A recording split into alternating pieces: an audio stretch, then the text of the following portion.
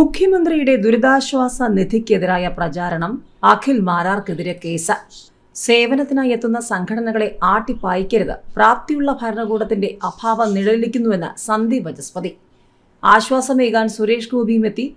കേന്ദ്രം കാര്യങ്ങൾ വിലയിരുത്തുന്നു. ദുരിതബാധിതരുടെ മാനസികാരോഗ്യവും പുനരധിവാസവും പ്രധാനമെന്ന് കേന്ദ്രമന്ത്രി. സംവിധായകൻ അഖിൽ മാരാർക്കെതിരെ പോലീസ് കേസ്. മുഖ്യമന്ത്രിയുടെ ദുരിതാശ്വാസ നിധിക്കെതിരായ ഫേസ്ബുക്ക് പോസ്റ്റിന്റെ പേരിലാണ് നടപടി. ഇൻഫോ പാർക്ക് പോലീസാണ് കേസെടുത്തത്. വയനാട് ദുരന്തത്തിൽപ്പെട്ടവരെ സഹായിക്കാൻ മുഖ്യമന്ത്രിയുടെ ദുരിതാശ്വാസ നിധിയിലേക്ക് പണം കൊടുക്കാൻ താൽപ്പര്യമില്ലെന്നായിരുന്നു അഖിൽ മാരാരുടെ ഫേസ്ബുക്ക് പോസ്റ്റ്. താൻ അവർക്ക് വീടുകൾ വെച്ചു നൽകുമെന്നും അദ്ദേഹം പറഞ്ഞിരുന്നു. അഖിൽ മാരാരുടെ പോസ്റ്റിനെതിരെ കടുത്ത വിമർശനങ്ങളും ഉയർന്നിരുന്നു.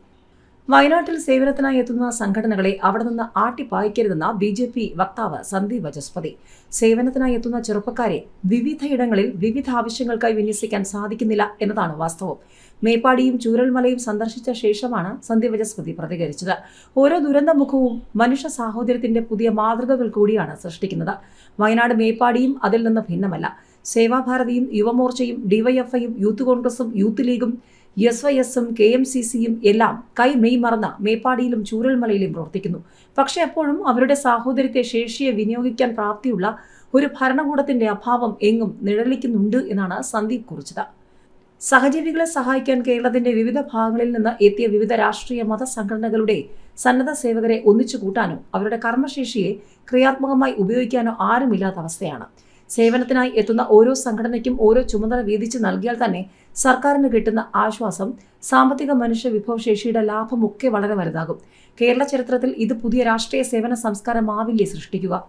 സുവർണ ലിപികളിൽ എഴുതപ്പെടുന്ന ഒരു കേരള മോഡൽ ഇതാകും. ഇനിയെങ്കിലും മുഖ്യമന്ത്രി ഇക്കാര്യത്തിൽ മുൻകൈയെടുക്കണം. അല്ലാതെ സേവനത്തിനായി എത്തുന്ന സംഘടനകളെ അവിടെ നിന്ന് മാറ്റിപ്പായിക്കലല്ല വേണ്ടതെന്നും സന്ദീപ് വചസ്പതി പറഞ്ഞു. കേന്ദ്രമന്ത്രി സുരേഷ് ഗോപിയും വയനാട്ടിലുണ്ട്.